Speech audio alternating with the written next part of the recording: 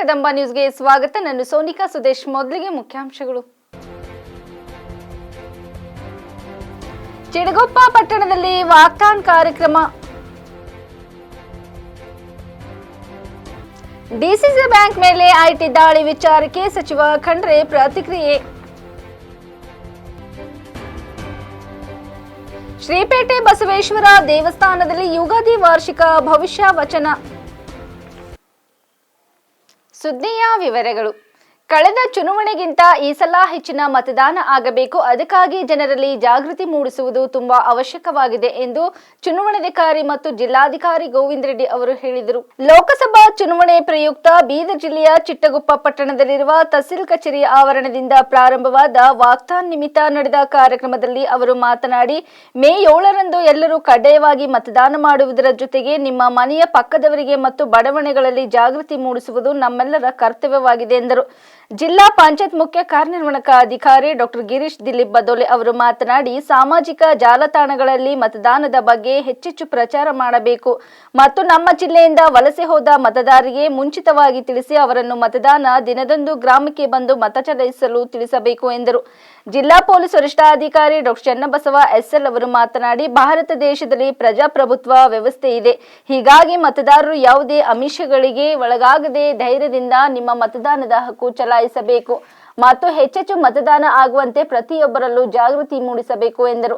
ನಂತರ ಕ್ರಿಕೆಟ್ ಪಂದ್ಯಾವಳಿ ಮತ್ತು ಕುರ್ಚಿ ಪಂದ್ಯಾವಳಿ ಜರುಗಿದವು. ಈ ಸಂದರ್ಭದಲ್ಲಿ ತಹಸೀಲ್ದಾರ್ ರವೀಂದ್ರ ಧಾಮ, ರಾಜ್ಯ ಮಟ್ಟದ ತರಬೇತಿದಾರರು ಡಾಕ್ಟರ್ ಗೌತಮ್ ಅರಳಿ, ತಾಲೂಕಾ ಪಂಚಾಯತ್ ಕಾನಿಯ ಶಿವಲೀಲಾ ಮೇಡಂ, ಎಸ್ಬಿಎಂ ಐಸಿ ಸಂಯೋಜಕ ಪಂಡಿತ್ ವಾಡೇಕರ್ ಸೇರಿದಂತೆ ತಾಲೂಕಾ ಮಟ್ಟದ ವಿವಿಧ ಇಲಾಖೆಗಳ ಅಧಿಕಾರಿಗಳು ಮತ್ತು ಸಿಬ್ಬಂದಿಗಳು ಇದ್ದರು. ಐಟಿ ದಾಳಿ ಕುರಿತು ಬಿಜೆಪಿ ವಿರುದ್ಧ ಸಚಿವ ಖಂಡ್ರೆ ಕಿಡಿಕಾರಿದರು. ಎಲ್ಲಾ ಸ್ವಾಯತ್ತ ಸಂಸ್ಥೆಗಳ ದುರುಪಯೋಗ ಆಗ್ತಾ ಇವೆ. ಈಗಾಗಲೇ ನಮ್ಮ ಪಕ್ಷದ ಎಲ್ಲ ಮುಖಂಡರು ಹೇಳಿದ್ದಾರೆ. ಇಡಿ, ಸಿಬಿಐ, ಐಟಿ ಎಲ್ಲ ಸ್ವಾಯತ್ತ ಸಂಸ್ಥೆಗಳ ದುರುಪಯೋಗ ಆಗ್ತಾ ಇವೆ. ಚುನಾವಣೆ ಸಮಯದಲ್ಲಿ ಈ ರೀತಿ ದಾಳಿ ನಡೆಸ್ತಾ ಇದ್ದಾರೆ. ಬಿಜೆಪಿಯ ಒಬ್ಬರ ಮೇಲಾದರೂ ದಾಳಿ ಆಗಿದೆಯಾ? ಬಿಜೆಪಿ ಸೇರ್ಪಡೆ ಆದ್ರೆ ಎಲ್ಲವೂ ಫಿನಿಶ್ ಆಗುತ್ತೆ. ಪ್ರತಿಪಕ್ಷಗಳ ಧ್ವನಿ ಹತ್ತಿಕ್ಕುವ ಕೆಲಸವನ್ನು ಬಿಜೆಪಿ ಮಾಡ್ತಾ ಇದೆ ಎಂದು ಸಚಿವ ಈಶ್ವರ್ ಖಂಡ್ರೆ ದಾಳಿ ವಿಚಾರಕ್ಕೆ ಬಿಜೆಪಿ ವಿರುದ್ಧ ಕಿಡಿಕಾರಿದರು. ಕಾನೂನಿನ ಮೇಲೆ ನಂಬಿಕೆ ಇದೆ, ಮುಂದೆ ಜನಾನೇ ಉತ್ತರ ನೀಡ್ತಾರೆ. ಡಿಸಿಸಿ ಬ್ಯಾಂಕ್ ರೈತರ ಬ್ಯಾಂಕ್, ರೈತರಿಗೆ ಹಾನಿ ಆಗುತ್ತೆ. ಸುಮಾರು 2-3 ಲಕ್ಷ ಜನ ರೈತರು ಡಿಸಿಸಿ ಬ್ಯಾಂಕ್ನಲ್ಲಿ ಖಾತೆ ತೆರೆದಿದ್ದಾರೆ. ತಪಾಸಣೆ ಮಾಡಲಿ, ಏನೇ ಇದ್ರೂ ಹೊರಬರಲಿ. ಡಿಸಿಸಿ ಬ್ಯಾಂಕ್ ಮೇಲೆ ಜಿಲ್ಲಾಧಿಕಾರಿ ನಿಗಾ ಇಟ್ಟಿದ್ದಾರೆ. 6 ತಿಂಗಳಿಂದ ಯಾವುದೇ ಟ್ರಾನ್ಸಾಕ್ಷನ್ ಆಗಿಲ್ಲ, ಆದ್ರೂ ದಾಳಿ ಮಾಡಿದ್ದಾರೆ. ಇದರ ಅರ್ಥ ಏನು?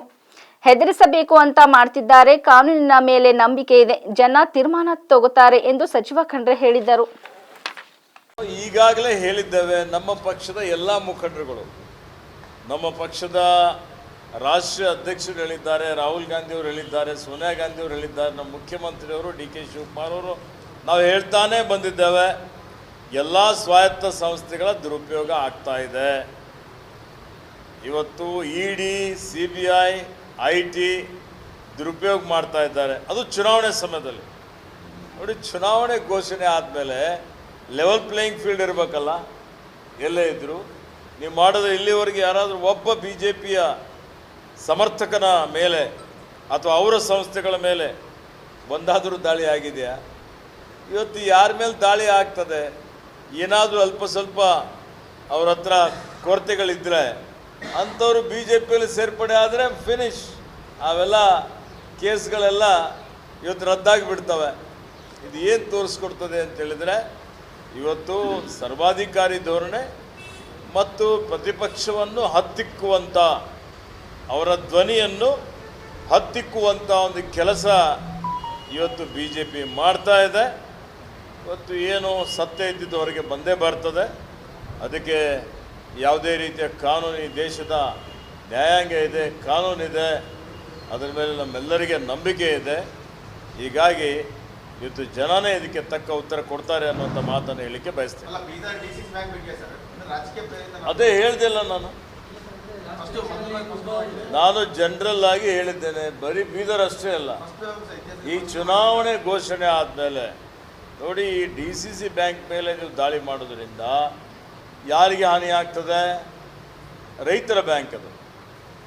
ಇವತ್ತು ಏನು ಕೃಷಿಕರಿದ್ದಾರೆ, ರೈತರಿದ್ದಾರೆ, ಅವರಿಗೆ ಸಾಲ ಕೊಡೋದಿದೆ, ಅವರಿಗೆ ಪೇಮೆಂಟ್ ಮಾಡೋದಿದೆ. ಇವತ್ತು ಸುಮಾರು 2-3 ಲಕ್ಷ ಜನ ರೈತರು ಅದರಲ್ಲಿ ಖಾತೆ ತೆಗೆದಿದ್ದಾರೆ, ಬ್ಯಾಂಕ್ ಅಕೌಂಟ್ ಓಪನ್ ಮಾಡಿದ್ದಾರೆ. ಅವರಿಗೆ ಹಾನಿ ಆಗ್ತದೆ. ಮಾಡಿ ಸತ್ಯಾಂಶ ಹೊರಗಡೆ ಬರಲಿ ಇವತ್ತು. ಸೊ ಹೀಗಾಗಿ ಇದ್ರ ಬಗ್ಗೆ, ಈ ವಿಷಯದ ಬಗ್ಗೆ ನನಗೆ ಯಾವುದೇ ರೀತಿಯ ಮಾಹಿತಿ ಇಲ್ಲ.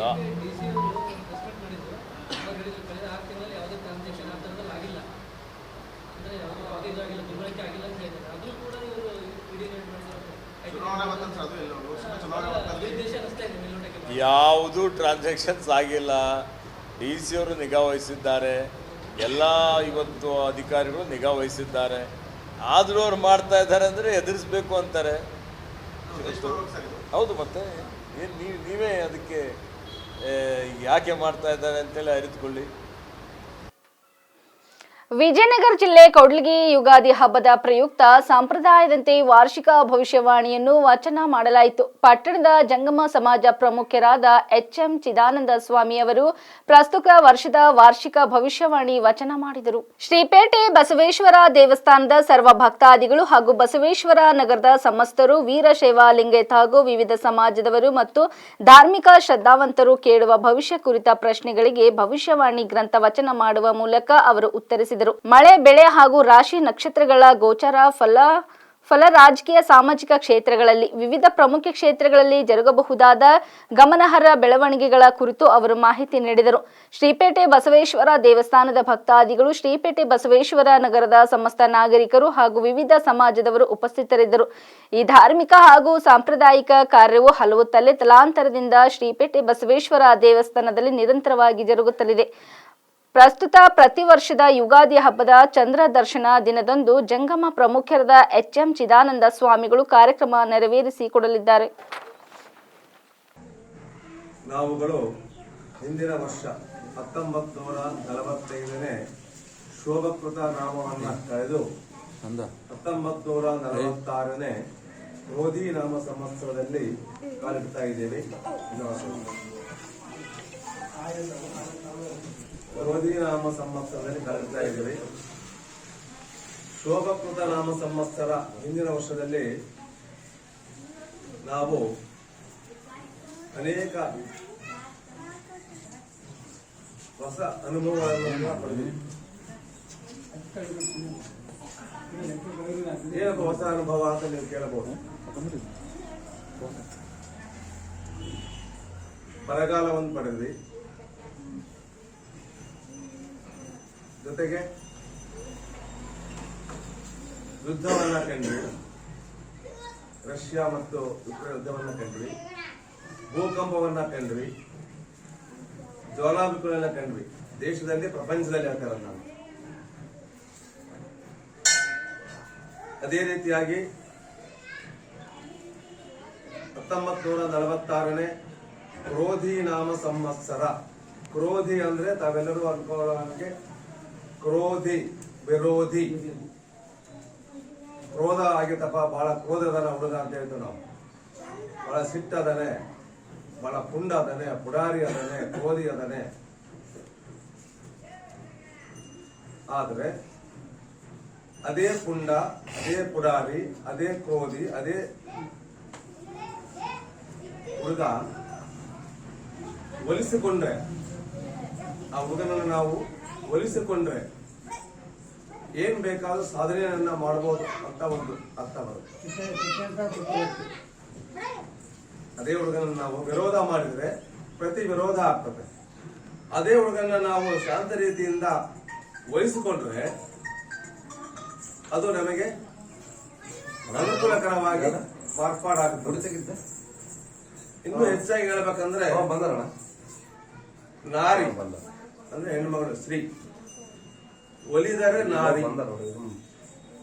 ಅಯ್ಯಮ್ಮ ಶಾಂತವಾಗಿ, ಸರಳವಾಗಿ, ಸೌಮ್ಯವಾಗಿ ತನ್ನ ಕುಟುಂಬದ ಜೊತೆ ಹೊಂದಿಕೊಂಡ್ರೆ ನಾರಿ. ಅದೇ ನಾರಿ ಮುನಿದರೆ, ಸಿಟ್ಟಾದರೆ ಮಾರಿ.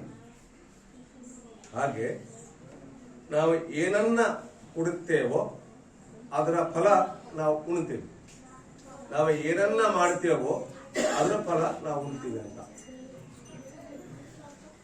ಕ್ರೋಧಿಯಲ್ಲಿ ಕೆಟ್ಟದ್ದನ್ನ ಮಾಡಿದ್ರೆ ಕೆಟ್ಟ ಫಲ, ಒಳ್ಳೆಯದನ್ನ ಮಾಡಿದ್ರೆ ಒಳ್ಳೆಯ ಫಲ ನಮಗೂ ಬರಬಹುದು, ನಮ್ಮ ಮಕ್ಕಳಿಗೂ ಬರಬಹುದು. ಕ್ರೋಧಿ ನಾಮ ಸಂವತ್ಸರ, ಅದರಲ್ಲೂ ಮಂಗಳವಾರ, ವರ್ಷದ ಮೊದಲನೇ ದಿನ ಮಂಗಳವಾರ ಪ್ರಾರಂಭ ಆಗಿದೆ. ಮಂಗಳ ಅಂದ್ರೆ ಕುಜ, ಮಂಗಳ ಅಂದ್ರೆ ಕುಜ. 9 ಗ್ರಹಗಳಲ್ಲಿ ಮಂಗಳನು ಒಬ್ಬ ಅಧಿಪತಿ. ಶನಿ, ರಾಹು, ಕೇತು ಮತ್ತು ಕುಜ ಈ 4 ಗ್ರಹಗಳು ಪಾಪ ಗ್ರಹಗಳು ಅಂತ ನಾವು ಹೇಳ್ತೀವಿ ನಮ್ಮ ಜ್ಯೋತಿಷ್ಯ ಪ್ರಕಾರ. ರಾಹು, ಕೇತು, ಶನಿ ಮತ್ತು ಕುಜ ಈ 4 ಗ್ರಹಗಳು ಪಾಪ ಗ್ರಹಗಳು. ಶುಕ್ರ, ಬುಧ, ಚಂದ್ರ ಶುಭ ಗ್ರಹಗಳು. ಇನ್ನು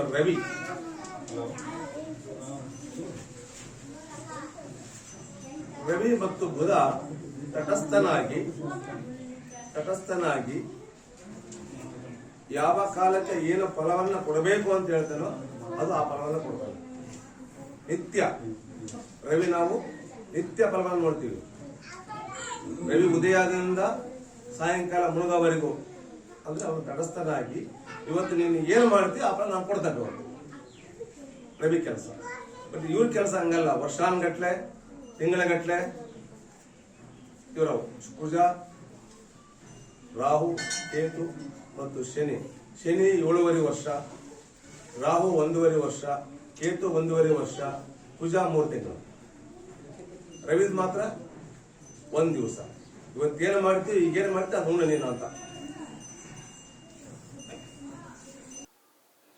ನಾನು ಬೀದರ್ ಅಭಿವೃದ್ಧಿಗೆ ಪ್ರಾಮಾಣಿಕವಾಗಿ ಕೆಲಸ ಮಾಡುತ್ತೇನೆ, ನನ್ನ ಮೇಲೆ ವಿಶ್ವಾಸವಿಡಿ. ಈ ಬಾರಿ ಬೀದರ್ ಅಭಿವೃದ್ಧಿಗಾಗಿ ಕಾಂಗ್ರೆಸ್ಗೆ ಮತ ಚಲಾಯಿಸಿ ಎಂದು ಬೀದರ್ ಲೋಕಸಭಾ ಕ್ಷೇತ್ರದ ಕಾಂಗ್ರೆಸ್ ಅಭ್ಯರ್ಥಿ ಸಾಗರ್ ಖಂಡ್ರೆ ಹೇಳಿದರು. ತಾಲೂಕಿನ ಬೆಳಕುಣಿ, ಚೌ, ಹೆಡಗಾಪುರ್, ಸಂತಪುರ್, ಶೆಂಬಳ್ಳಿ, ಲಾದಾ, ಧುಪಾತ್ಮಹಗಾಂವ್, ಕೌಠಾಬಿ ಗ್ರಾಮದಲ್ಲಿ ಮತಯಾಚನೆ ಮಾಡುವ ಮೂಲಕ ಮಾತನಾಡಿದರು. ಬಿಜೆಪಿ ಅಭ್ಯರ್ಥಿ ಭಗವಂತ ಖೂಬಾ ಅವರು ಬೀದರ್ ಜಿಲ್ಲೆಗೆ ಯಾವುದೇ ಅಭಿವೃದ್ಧಿ ಕಾರ್ಯ ಮಾಡಿಲ್ಲ, ಅವರ ಸಾಧನೆ ಶೂನ್ಯವಾಗಿದೆ, ಅವರನ್ನು ಜನತೆ ತಿರಸ್ಕರಿಸಲು ಕಂಕಣಬದ್ಧರಾಗಿದ್ದಾರೆ ಎಂದು ಖೂಬಾ ವಿರುದ್ಧ ವಾಗ್ದಾಳಿ ನಡೆಸಿದರು. 2 ಬಾರಿ ಸಂಸದರಾಗಿ ಕೇಂದ್ರ ಸಚಿವರಾಗಿ ಯಾವುದೇ ಅಭಿವೃದ್ಧಿಗೊಳಿಸಿಲ್ಲ. ಶಿಕ್ಷಕರೊಬ್ಬರು ರೈತರಿಗೆ ಗೊಬ್ಬರ ಕೇಳಿದರೆ ಸಸ್ಪೆಂಡ್ ಮಾಡಿದ್ದಾರೆ. ಕಾಂಗ್ರೆಸ್ ಅಭ್ಯರ್ಥಿಯ ಗೆಲುವು ಖಚಿತವಾಗಿರುವುದರಿಂದ ಅವರಲ್ಲಿ ನಡುಕು ಹುಟ್ಟಿದೆ ಎಂದರು. ಭಗವಂತ ಖೂಬಾ ಅವರಿಗೆ ಅಧಿಕಾರದ ಮದ ಏರಿದೆ, ಆದ್ದರಿಂದ ಚುನಾವಣೆಯಲ್ಲಿ ಮತದಾರರು ತಕ್ಕ ಪಾಠ ಕಲಿಸಿದ್ದಾರೆ. ಖೂಬಾ ನಡೆಯಿಂದ ಸ್ವಪಕ್ಷದ ಶಾಸಕರ ವಿರುದ್ಧ ಮಾಡುತ್ತಿದ್ದಾರೆ ಎಂದು ವ್ಯಂಗ್ಯವಾಡಿದರು. ನಮ್ಮ ಕಾಂಗ್ರೆಸ್ ಸರ್ಕಾರದ ಪಂಚ ಗ್ಯಾರಂಟಿಗಳು ಬಡವರಿಗೆ ನೆರವಾಗುತ್ತವೆ. ಕಾರ್ಯಕರ್ತರು ಹುಮ್ಮಸ್ಸಿನಿಂದ ಕಾಂಗ್ರೆಸ್ ಯೋಜನೆಗಳ ಬಗ್ಗೆ ಜನಜಾಗೃತಿ ಮೂಡಿಸಬೇಕು ಎಂದರು. ಪ್ರಮುಖರಾದ ಡಾಕ್ಟರ್ ಭೀಮಸೇನರಾವ್ ಶಿಂದೆ, ಗಂಗಾಧರ್ ಮಜ್ಜಿಗೆ, ಸೈಯದ್ ಶರೀಫುದ್ದೀನ್, ದೌಂಡಿಬಾ, ಶೇಷರಾವ್, ಭೀಮರಾವ್ ಶೆಟ್ಕರ್ ಸೇರಿದಂತೆ 100 ಜನ ಕಾರ್ಯಕರ್ತರು ಮತಯಾಚನೆಯಲ್ಲಿ ಪಾಲ್ಗೊಂಡರು. ಪುತ್ರನಿಗೆ ಹಾವೇರಿ ಕ್ಷೇತ್ರದ ಟಿಕೆಟ್ ಸಿಗದ ಕಾರಣ ಬಿಜೆಪಿ ನಾಯಕರ ವಿರುದ್ಧವೇ ಸಿಡಿದೆದ್ದಿರುವ ಮಾಜಿ ಡಿಸಿಎಂ ಕೆಎಸ್ ಈಶ್ವರಪ್ಪ ಶಿವಮೊಗ್ಗ ಕ್ಷೇತ್ರದಲ್ಲಿ ಬಂಡೆಯ ಅಭಿವೃದ್ಧಿಯಾಗಿ ಶುಕ್ರವಾರ ನಾಮಪತ್ರ ಸಲ್ಲಿಸಿದ್ದಾರೆ. ಇಷ್ಟಾದರೂ ಬಿಜೆಪಿ ಇನ್ನು ಈಶ್ವರಪ್ಪ ಅವರು ಮನಸ್ಸು ಬದಲಾಯಿಸುವ ವಿಶ್ವಾಸದಲ್ಲೇ ಯಾವುದೇ ಕ್ರಮ ಕೈಗೊಳ್ಳದೆ ದಿನ ದೂಡುತ್ತಿದೆ. ಇದೇ 22ಕ್ಕೆ ನಾಮಪತ್ರ ಹಿಂಪಡೆಯಲು ಕೊನೆಯ ದಿನವಾಗಿದೆ. ನಾಮಪತ್ರ ವಾಪಸ್ ತೆಗೆದುಕೊಳ್ಳದೆ ಕಣದಲ್ಲಿ ಉಳಿದರೆ ಅಂತಿಮವಾಗಿ ಸೂಕ್ತ ಕ್ರಮ ಜರುಗಿಸಲು ಉದ್ದೇಶಿಸಲಾಗಿದೆ. ಹಾಗಾಗಿ ಈಶ್ವರಪ್ಪ ವಿರುದ್ಧ ಕ್ರಮಕ್ಕೆ ಏಪ್ರಿಲ್ 22ಕ್ಕೆ ಡೆಡ್ಲೈನ್ ನೀಡಿದಂತಾಗಿದೆ. ಸದ್ಯಕ್ಕೆ ರೆಬೆಲ್ ನಾಯಕರ ನಡೆಯಿಂದ ಬಿಜೆಪಿಗೆ ಮುಜುಗರವಾದರೂ ಸಹಿಸಿಕೊಂಡು ಸಮಯ ದೋಡಲಾಗುತ್ತದೆ. ಲೋಕಸಭೆ ಚುನಾವಣಾ ಹೊಸ್ತಲಲ್ಲೇ ಸ್ವಪಕ್ಷದ ಚಟುವಟಿಕೆಗಳಿಂದ ಅಂತರ ಕಾಯ್ದುಕೊಳ್ಳುವ ಜೊತೆಗೆ ಕಾಂಗ್ರೆಸ್ ಪರವಾಗಿ ನೇರವಾಗಿ ಹಾಗೂ ತೆರೆಮರೆಯಲ್ಲಿ ಕಾರ್ಯನಿರ್ವಹಿಸುತ್ತಿರುವ ರೆಬಲ್ ಶಾಸಕರಾದ ಎಸ್.ಟಿ. ಸೋಮಶೇಖರ್ ಹಾಗೂ ಶಿವರಾಮ್ ಹೆಬ್ಬಾರ್ ವಿರುದ್ಧ ಬಿಜೆಪಿ ಸದ್ಯಕ್ಕೆ ಯಾವುದೇ ಕಠಿಣ ಕ್ರಮ ಕೈಗೊಳ್ಳದೆ ಕಾದು ನೋಡುವ ತಂತ್ರದ ಮೊರೆ ಹೋಗಿದೆ. ಇಲ್ಲಿವರೆಗೆ ಸುದ್ದಿ ಕೊಟ್ಟಿದ್ದು ನಾನು ಸೋನಿಕಾ ಸುದೇಶ್. ಮುಂದಿನ ಸುದ್ದಿಯೊಂದಿಗೆ ಮತ್ತೆ ಭೇಟಿಯಾಗೋಣ. ವಂದನೆಗಳು.